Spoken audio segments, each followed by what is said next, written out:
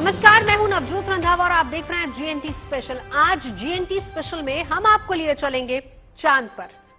चांद पर फतह पाने की दिशा में हमारे इसरो ने एक बड़ी छलांग लगाई है। इसरो काफी समय से मिशन चंद्रयान 3 की तैयारी में जुटा है। इसरो ने इस मिशन से जुड़े 2 बेहद अहम टेस्ट किए हैं और कमाल की बात यह है कि मिशन चंद्रयान 3 के लिए जरूरी दोनों टेस्ट पूरी तरह से कामयाब रहे हैं।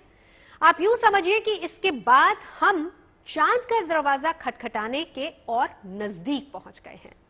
खबर यह भी आ रही है कि इसी साल जून में मिशन चंद्रयान 3 को लॉन्च किया जा सकता है और भारत के मिशन मून में ये बेहद अहम पड़ाव है।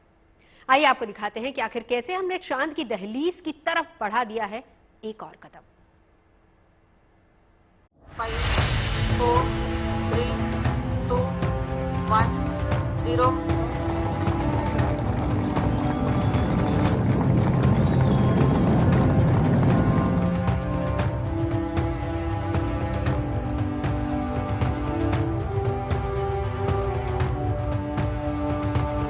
Vikram lander has successfully completed. Chandrayaan 3 ने की पहली अग्नि परीक्षा पार। भारत के मिशन मून को मिली नई रफ्तार। चांद की दहलीज अब हिंदुस्तान के कुछ और करीब आ गई है। हमारे इसरो ने अपने मून मिशन के एक बेहद अहम माइलस्टोन को पार कर लिया है। इंडियन स्पेस रिसर्च ऑर्गेनाइजेशन को मिशन चंद्रयान 3 की लॉन्चिंग के सफर में एक अहम कामयाबी मिली है। इसरो ने चंद्रयान 3 लैंडर का एक बेहद जरूरी टेस्ट सफलतापूर्वक पूरा कर लिया है। सैटेलाइट लॉन्चिंग से जुड़े इस टेस्ट को EMI यानी इलेक्ट्रोमैग्नेटिक इंटरफेरेंस या EMC यानी इलेक्ट्रोमैग्नेटिक कंपैटिबिलिटी टेस्ट कहा जाता है। यह टेस्ट 31 जनवरी से 2 फरवरी के बीच UR राव उपग्रह केंद्र में किया गया था। इस टेस्ट को भारत के महत्वाकांक्षी मून मिशन की पहली अग्नि परीक्षा के रूप में देखा जा रहा था। यही वजह है कि इसरो इस टेस्ट को मून मिशन के लिए मील का पत्थर बता रहा है। टेस्ट की कामयाबी के बाद इसरो ने बयान जारी करके बताया कि चंद्रयान 3 के लैंडर के EMI EMC परीक्षण के दौरान ये सभी जरूरी मानकों पर खरा उतरा है। इसकी सभी प्रणालियों का प्रदर्शन संतोषजनक रहा। आपको बता दें कि सैटेलाइट लॉन्चिंग के लिए EMI EMC टेस्ट का बड़ा महत्व है। ये परीक्षण इसलिए किया जाता है ताकि अंतरिक्ष के वातावरण में सैटेलाइट सबसिस्टम के काम करने की क्षमता और इलेक्ट्रोमैग्नेटिक लेवल्स के साथ इसकी कंपैटिबिलिटी सुनिश्चित की जा सके। ये एक अंतर्वृत्तीय टेस्ट है जो पहले पेलोड को पूरा इंटीग्रेट होती है। चंद्रयान रोवर 3 लैंडर रोवर और जो ऑर्बिटल मॉड्यूल है, ये तीनों को इंटीग्रेट होती है। क्लीन रूम में पूरा टेस्ट होती है।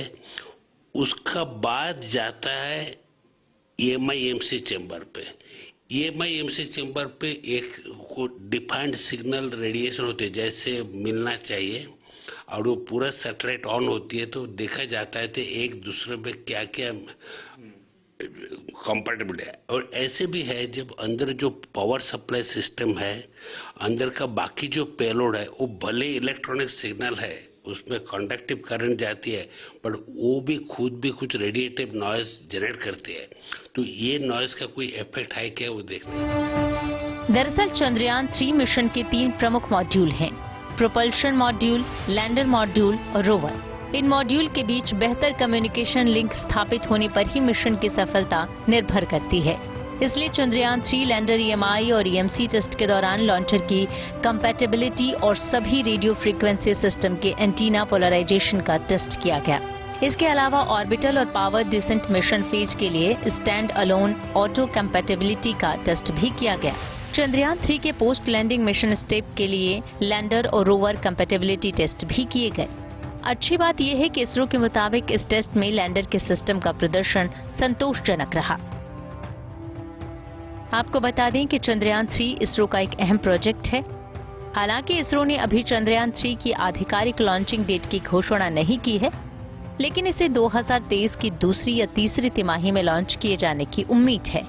बताया जा रहा है कि इसे GSLV MK3 लॉन्चिंग व्हीकल की मदद से श्रीहरिकोटा के सतीश धवन अंतरिक्ष केंद्र से लॉन्च किया जाएगा। यही वजह है कि लॉन्चिंग से पहले इसकी तैयारियों को अच्छी तरह परखा जा रहा है। EMI EMC टेस्ट इसी का हिस्सा था। ये बहुत इम्पोर्टेंट है कि हम इसको टेस्टिंग करके जान पाए कि जो भी इक्विपमेंट है चंद्रयान 3 पे या कोई भी सैटेलाइट या कोई भी लॉन्च व्हीकल पे वो ठीक ठाक जा रहा हो और उसके जो मैसेजेस हैं हमें मिल रहे हैं और हम जो कमांड्स दे रहे हैं वो ठीक तरह जा रहे हैं। वो जो भी इलेक्ट्रोमैग्नेटिक इमिशन कर रहा है वो ठीक ठाक हो रहा है। यही इसलिए बहुत अहम है। इसरो का मिशन चंद्रयान 3 वास्तव में मिशन चंद्रयान 2 के आगे की कड़ी है। इसके तहत चंद्रमा की सतह पर सुरक्षित लैंडिंग की एंड टू एंड क्षमता का पता चलेगा।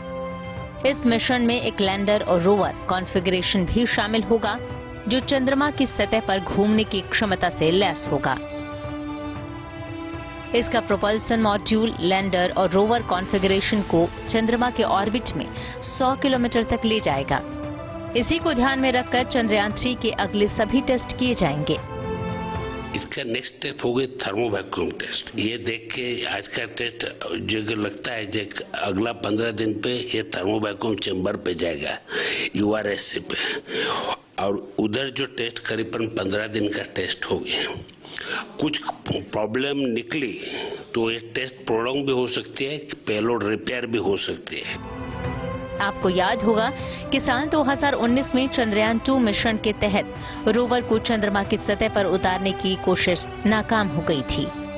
तब इसरो ने रोवर को चंद्रमा के दक्षिणी ध्रुव पर उतारने की कोशिश की थी।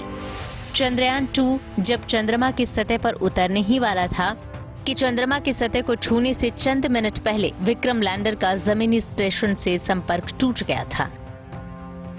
इस बार चंद्रयान 3 की लॉन्चिंग से पहले इसरो के वैज्ञानिक पुराने मिशन से मिले हर सबक पर गौर करते हुए तैयारी में जुटे हैं। इस मिशन का उद्देश्य चंद्रमा की संरचना को बेहतर ढंग से समझना है। इसी को ध्यान में रखते हुए चंद्रयान 3 की तैयारी की जा रही है। इस बार इसरो को कामयाबी मिलने की पूरी उम्मीद है। इस बार ये हमने क्या किया है, हमने ऑर्बिटर को निकाल दिया है और एक लॉन्च व्हीकल दिया है, लॉन्च प्लेटफॉर्म दिया है और रोवर दिया है जो चंद्रमा के सरफेस पे चलेगा, और एक प्रोपल्शन मॉड्यूल दिया है और एक लैंडर मॉड्यूल दिया है। खाली 3 चीजें। आज जो सफर चंद्रयान 3 की तरफ बढ़ रहा है उसकी शुरुआत चंद्रयान 1 के साथ शुरू हुई थी। चंद्रमा की तरफ कूच करने वाला भारत का पहला अंतरिक्ष यान था चंद्रयान 1। उस मिशन के तहत एक मानव रहित यान को 22 अक्टूबर 2008 को चंद्रमा पर भेजा गया था और ये 30 अगस्त 2009 तक एक्टिव रहा था। इस यान को चंद्रमा तक पहुंचने में 5 दिन का वक्त लगा था, लेकिन इसे चांद की कक्षा में स्थापित करने में 15 दिन का वक्त लगा था। चंद्रयान का उद्देश्य चंद्रमा की सतह के नक्शे के साथ साथ पानी के अंश और हीलियम की तलाश करना था। चंद्रयान 1 ने चंद्रमा से 100 किलोमीटर ऊपर 525 किलोग्राम का एक सैटेलाइट ध्रुवीय कक्षा में स्थापित किया था। इस उपग्रह ने अपने रिमोट सेंसिंग उपकरणों के जरिए चंद्रमा की ऊपरी सतह की तस्वीरें भेजी थी। चंद्रयान 1 के साथ भारत चांद पर यान भेजने वाला छठा देश बन गया था और यही वजह है कि बेहद तैयारी और उम्मीदों के साथ 2019 में भारत ने मिशन चंद्रयान 2 को लॉन्च किया था। इसरो के काबिल वैज्ञानिकों ने इस मिशन में कोई कमी नहीं छोड़ी। आखिरी वक्त तक सब कुछ योजना के मुताबिक ही चला, लेकिन चांद की सतह पर लैंड करने के चंद मिनट पहले ही इसका संपर्क जमीनी स्टेशन से टूट गया था।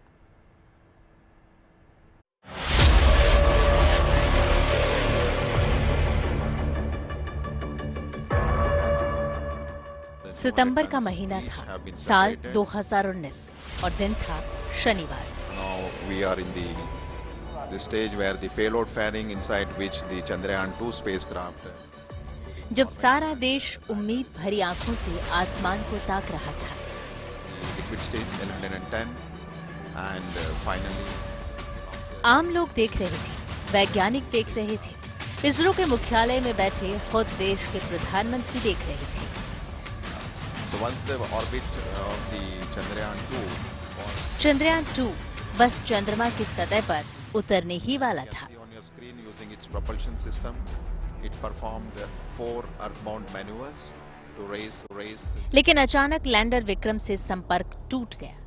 चांद की दहलीज से बस 2 किलोमीटर की दूरी पर, हकीकत बनने से बस चंद पलों की दूरी पर, हमारा ख्वाब उस रोज एक बार फिर बस ख्वाब होकर रह गया।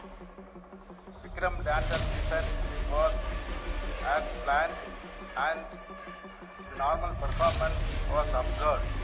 कुछ गलत एल्गोरिदम का वजह से ये क्रैश कर गए और ये कोई इसका पता नहीं चला, अभी जितने सारे पता नहीं चला। तो मेरे को लगता है, मेरे को पर्सनल लगता है ये जमीन पे क्रैश कर गए, इसीलिए कोई सिग्नल नहीं मिला।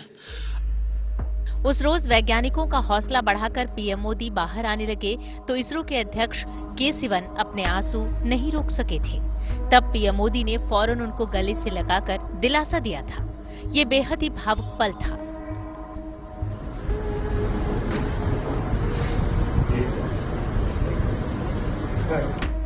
दरअसल भावनाओं के इस ज्वार की अपनी वजह थी।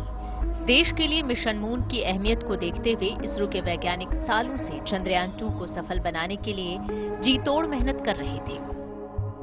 भारत की पीढ़ियां बरसों से दूसरे देशों को अपने अपने यान चांद की जमीन पर उतारते देखती चली आ रही थी। सो लाजमी था कि चंद्रयान-2 की घोषणा के साथ ही हमारी उम्मीदें मानो इसरो के चंद्रयान से पहले ही चांद पर जा पहुंची थी।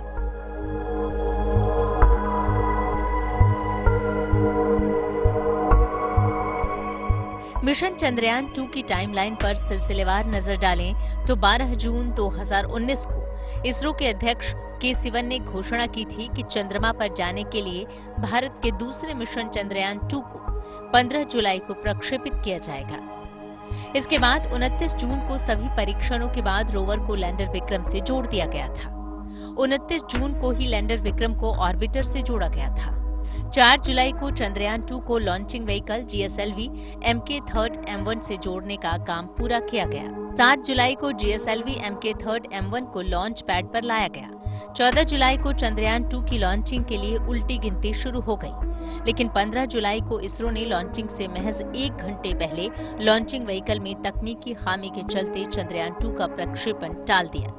इसके बाद चंद्रयान-2 की लॉन्चिंग के लिए श्रीहरिकोटा के दूसरे लॉन्च पैड से 22 जुलाई को दोपहर 2:43 का समय तय किया गया। 21 जुलाई को चंद्रयान-2 की लॉन्चिंग के लिए एक बार फिर उल्टी गिनती शुरू हुई।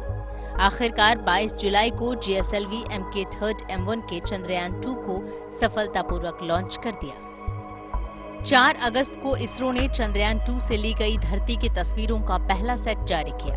14 अगस्त को चंद्रयान-2 ने सफलतापूर्वक लूनर ट्रांसफर ट्रेजेक्ट्री में प्रवेश किया और 20 अगस्त को चंद्रयान-2 सफलतापूर्वक चंद्रमा की कक्षा में पहुंच गया। 22 अगस्त को इसरो ने चंद्रमा की सतह से करीब 2650 किलोमीटर की ऊंचाई पर चंद्रयान-2 के LI-4 कैमरे से ली गई चंद्रमा की तस्वीरों का पहला सेट जारी किया। इसके बाद 2 सितंबर को लैंडर विक्रम सफलतापूर्वक ऑर्बिटर से अलग हुआ। 3 सितंबर को विक्रम को चंद्रमा के करीब लाने के लिए पहली डी ऑर्बिटिंग प्रक्रिया पूरी हुई। 4 सितंबर को दूसरी डी ऑर्बिटिंग प्रक्रिया भी सफलतापूर्वक पूरी हो गई। 7 सितंबर 2019 यानी लैंडिंग की तय तारीख वाले दिन भी लैंडर विक्रम को चंद्रमा की सतह की ओर लाने की प्रक्रिया 2.1 किलोमीटर की ऊंचाई तक बिल्कुल सामान्य और पहले से तय योजना के मुताबिक ही दिखाई दी। लेकिन कुछ समय बाद ही लैंडर का संपर्क जमीनी स्टेशन से टूट गया और मिशन चंद्रयान-2 अधूरा रह गया।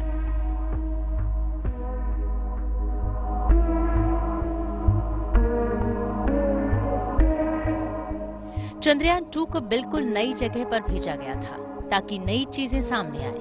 पुरानी जगह पर जाने का कोई फायदा नहीं था, इसलिए नई जगह चुनी गई थी। लैंडर विक्रम मुख्य रूप से चांद की सतह पर जाकर वहां का विश्लेषण करने वाला था। चंद्रयान 2 के जरिए चांद पर पानी की खोज भारत का मुख्य लक्ष्य था। चांद के चट्टानों का विश्लेषण भी होना था, लेकिन ये सभी लक्ष्य उस समय पूरे नहीं हो सके। ये एक साइंटिफिक मिशन था और इसे बनने में 11 साल लगे थे। इसका ऑर्बिटर सफल रहा, लेकिन लैंडर और रोवर असफल रहे। चंद्रयान 2 मिशन के अधूरा रहने का मुख्य कारण सॉफ्ट लैंडिंग में असफलता थी। सॉफ्ट लैंडिंग का मतलब होता है कि किसी भी सैटेलाइट को किसी भी लैंडर से सुरक्षित उतारें और वो अपना काम सुचारू रूप से कर सके। चंद्रयान 2 को भी इसी तरह चंद्रमा की सतह पर उतारना था, लेकिन आखिरी क्षणों में संभव नहीं हो पाया। वैसे आपको बता दें कि अब तक दुनिया भर के 50% से भी कम मिशन हैं जो सॉफ्ट लैंडिंग में कामयाब रहे हैं। अब तक केवल अमेरिका, रूस और चीन को ही चांद की सतह पर सॉफ्ट लैंडिंग में सफलता मिली है। मिशन चंद्रयान 3 में लैंडिंग के पहलुओं को बेहतर बनाने पर काम किया जा रहा है। वो इसके जो लेग्स हैं उनको और मजबूत किया है। जो लैंडिंग मॉड्यूल का जो सॉफ्टवेयर है उसको और मेरे ख्याल में कई बार टेस्टिंग किया है। और जो भी कुछ, इसका मतलब ये नहीं कि एक सारा जो फोकस है उसी पर है, दूसरे भी जो टेस्टिंग है वो भी कर रहे हैं इसरो। और जैसा जैसा टेस्ट आ रहा है उसको मतलब बहुत बारीकी से देख रहे हैं ताकि इस बार कोई भी खामियां न रहे और ये एक सक्सेसफुल मिशन हो। आपको बता दें कि भले ही चंद्रयान 3 चंद्रयान 2 का उत्तराधिकारी है, लेकिन इसका रोवर पुराने चंद्रयान की कॉपी नहीं है। इसकी इंजीनियरिंग काफी अलग है। इसे और ज्यादा मजबूत बनाया गया है ताकि पिछली बार की तरह मुश्किल ना हो। इस बार कई बदलाव किए गए हैं। इम्पैक्ट लेग्स भी पहले के मुकाबले मजबूत किए गए हैं। बेहतर उपकरण और सॉफ्टवेयर लगाए गए हैं। तभी तो चंद्रयान 3 के साथ एक बार फिर हमारी उम्मीदें उड़ान भर रही हैं। Bureau report, good news today. Chandrayaan 2 mission की कमियों से सबक लेकर अब हम एक बार फिर से चांद की दहलीज की ओर कदम बढ़ा रहे हैं। लेकिन आपको बता दें कि सिर्फ मिशन मून ही नहीं बल्कि इसरो मिशन गगनयान के ऊपर भी तेजी से काम कर रहा है और ये अंतरिक्ष में भारत का पहला मानव मिशन होगा। इसके अलावा भारत आने वाले सालों में अंतरिक्ष में झंडे गाड़ने वाला है, क्योंकि इसरो मिशन मून के अलावा कई और मिशंस पर भी तेजी से काम कर रहा है। देखिए इस रिपोर्ट में।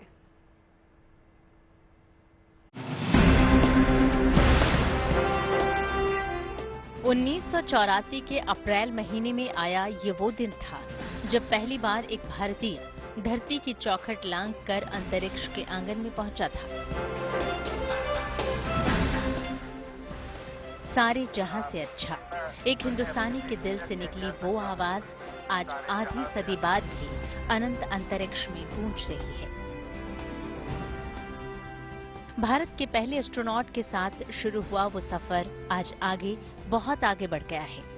अब अंतरिक्ष में अपने पहले मानव मिशन गगनयान की तैयारी कर रहा है। ये भारत के लिए अंतरिक्ष में अब तक की सबसे बड़ी उपलब्धि होगी।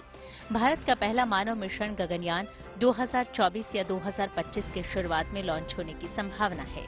इसरो के मिशन गगनयान के जरिए 3 क्रू मेंबर्स को 3 दिवसीय मिशन के लिए 400 किलोमीटर की ऑर्बिट में लॉन्च किया जाना है। उन्हें देश के समुद्री हिस्से में सुरक्षित उतारा जाएगा। स्पेस में जाने वाले 3 भारतीय अंतरिक्ष यात्री कौन होंगे, ये डिटेल अभी सामने नहीं आई है। एक पहला अनक्रूड गगनयान भेजेंगे ताकि हम इसे ऐसा कर सके कि ये ह्यूमन सेफ हो। उसके बाद जो अगली वाला होगा उसमें हम एस्ट्रोनॉट्स भेजेंगे और मेरे ख्याल में ये भारत के लिए एक बहुत ही महत्वपूर्ण कदम होगा। ये 10,000 करोड़ रुपए का प्रोजेक्ट है जो भारत के भविष्य के अंतरिक्ष प्रयासों के लिए महत्वपूर्ण साबित होगा। ये पहली बार होगा जब इंडियन एस्ट्रोनॉट्स को स्पेस भेजा जाएगा। इस मिशन की सफलता के बाद भारत का नाम उन देशों की लिस्ट में शामिल हो जाएगा जो स्पेस में अपनी मौजूदगी दर्ज करा चुके हैं। अब तक अमेरिका, रूस और चीन ही स्पेस में इंसानों को भेजने में कामयाब रहे हैं। भारत स्पेस में इंसानों को भेजने वाला चौथा देश बन जाएगा। हमने पहले भी गगनयान भेजा था और ये हम काफी आगे बढ़ चुके हैं अभी टेस्टिंग चल रहे हैं और कई मॉड्यूल्स के टेस्टिंग चल रहे हैं और इसे जैसे मैंने कहा ह्यूमन सेफ करना है ताकि अगर मनुष्य जाए तो उनके लिए ये सेफ हो। मिशन गगनयान की तैयारियों के तहत असल लॉन्चिंग से पहले 2 मानव रहित मिशन G1 और G2 की घोषणा की गई थी। क्योंकि इसमें हमें यह भी सुनिश्चित करना कि जब फाइनल गगनयान जाता है तो उसकी प्रक्रिया पूरी तरह से फूल प्रूफ रहे और उसकी वापसी भी उसी तरह से अनइवेंटफुल सामान्य तौर पर हो जैसे कि हमने उसकी योजना बनाई है। इसलिए असल गगनयान से पहले 2 और ट्रायल वो शायद अगले वर्ष में कर लेंगे और फिर और विलंब हुआ है कोविड के कारण। सर शेड्यूल क्या है सर, गगनयान कब भेजा जाएगा? अगले साल के अंत तक तो शायद संभव ना हो लेकिन 2024 को प्रयास रहेगा। गगनयान मिशन के तहत एस्ट्रोनॉट्स को अंतरिक्ष का महफूज सफर कराने के लिए इसरो फिलहाल तेजी से आगे बढ़ता दिख रहा है।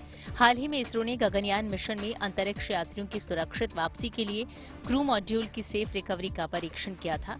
ये परीक्षण वाटर सर्वाइवल टेस्ट फैसिलिटी में किया गया और इस परीक्षण के लिए इसरो और भारतीय नौसेना ने मिलकर काम किया था। दरअसल क्रू मॉड्यूल में ही एस्ट्रोनॉट्स अंतरिक्ष से लौटते हैं। आखिरी चरण में इस मॉड्यूल को समंदर में उतारा जाता है। क्रू मॉड्यूल समंदर की तेज लहरों का सामना आसानी से कर सके और मुश्किल हालात में भी ये सतह पर बना रहे, यही इस परीक्षण का मकसद था। इसरो की प्लानिंग देखकर यही लग रहा है कि अगर सब कुछ तय वक्त पर हुआ तो साल 2024 के अंत में या 2025 के शुरुआत में गगनयान मिशन के तहत इसरो एस्ट्रोनॉट्स को अंतरिक्ष में भेजकर नया इतिहास रचेगा। इसके अलावा भारत अंतरिक्ष में मिशन वीनस और आदित्य L1 मिशन की भी योजना बना रहा है। भारत दिसंबर 2024 तक शुक्रयान को स्पेस में भेज सकता है। दरअसल शुक्र पर सल्फ्यूरिक एसिड के बादल हैं जो इस ग्रह को घेरे रहते हैं। इसी वजह से इसका वातावरण काफी जहरीला है। शुक्रयान इन्हीं सब चीजों का बारीकी से अध्ययन करेगा। उम्मीद है कि इस अनोखे ग्रह के बारे में कई नई जानकारियां सामने आएंगी, जबकि इसरो सूरज से जुड़े रिसर्च के लिए आदित्य L1 मिशन की तैयारी कर रहा है। ये सूर्य पर केंद्रित भारत का पहला मिशन होगा। ये मिशन सूर्य का नजदीक से निरीक्षण करेगा। इसके वातावरण और मैग्नेटिक फील्ड के बारे में रिसर्च भी करेगा। स्पेस में mission Chandrayaan, mission Gaganyaan, mission Venus और मिशन आदित्य L1 जैसे शानदार अभियान ये साबित करते हैं कि अंतरिक्ष विज्ञान के पटल पर भारत का सितारा बुलंद है। Bureau report, good news today. JNT special में अभी के लिए बस इतना ही। अच्छी और सच्ची खबरों के लिए आप देखते रहिए गुड न्यूज टुडे।